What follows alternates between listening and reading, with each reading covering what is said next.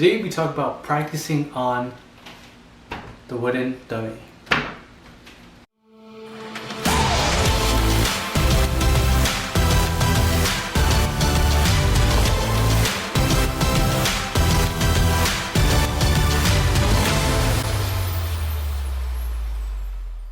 Hey, welcome to Practice Wing Chun, where we discuss Wing Chun and answering training related questions.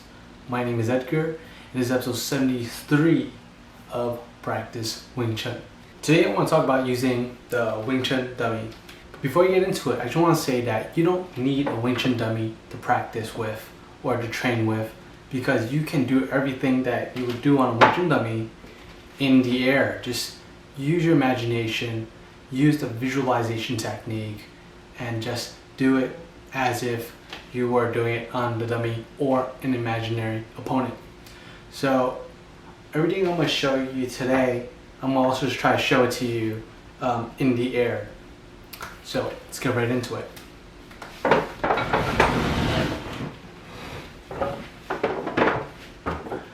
Alright, so we have the dummy here, and what I like to do on the dummy is kind of just think of ways that I can get into my opponent. So since this is just a dummy, this isn't a live person, so I don't know if it's going to work in a live situation. So this means I'm just kind of testing things out and preparing myself for my next class or my next meetup where I can practice it on a real person. So right now it's all kind of just imaginary, like what if scenarios, and basically just theory. Now what I like to practice right now is just kind of imagining a strike coming at me and using multiple things in this. Stepping, blocking and defending, and doing more than one strike. So a follow-up and another follow-up and another follow-up. So I would like to start in regular position where I'm in the center, Usala. Now I'm imagining a strike coming right at me. And the first thing I would like to do is step away, because I don't want the strike to reach its target destination, my center line. So I want to move away from that strike. And since I'm imagining my opponent is also using two hands to block and strike, I want to disrupt their block and their strike. So already I'm stepping, and the next thing I want to do is I want to pak and tan the strike. But since I don't want to use both my hands to block, I want one hand to block and one hand to strike. So I'll go just like that. So one more time, step, pak, strike. Or if I do tan, I'll just go straight in. And from there, you can also Hyun Seo,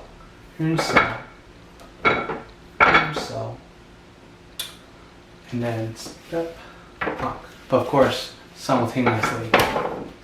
Now I want to do a follow-up, and I can do a full cell and strike, or I can do a lop cell and chop. From here I like this better because I can follow up again with pinning both arms and strike.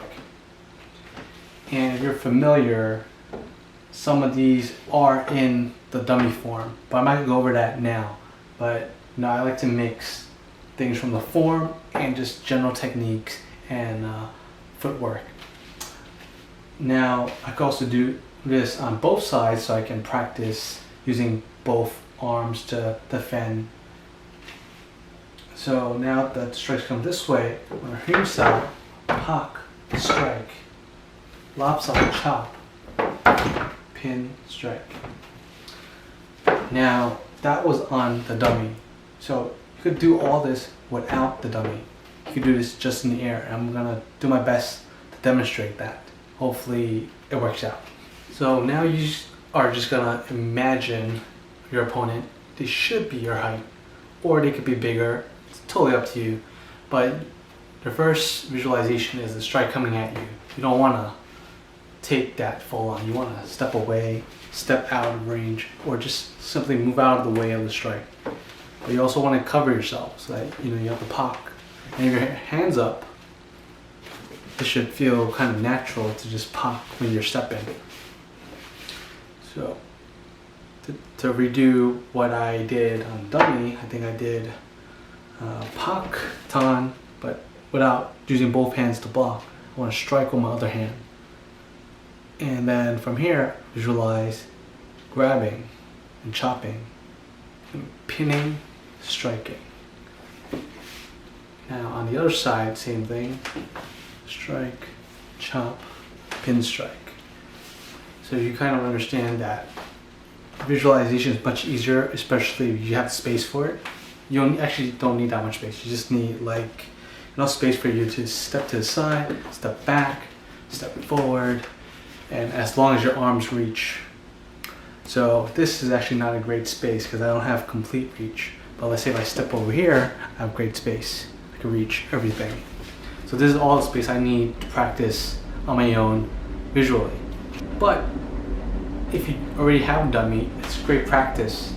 But if you don't sweat it. You don't need a wooden dummy or Wing Chun dummy to train. So let me know what you think, and until next time, keep training.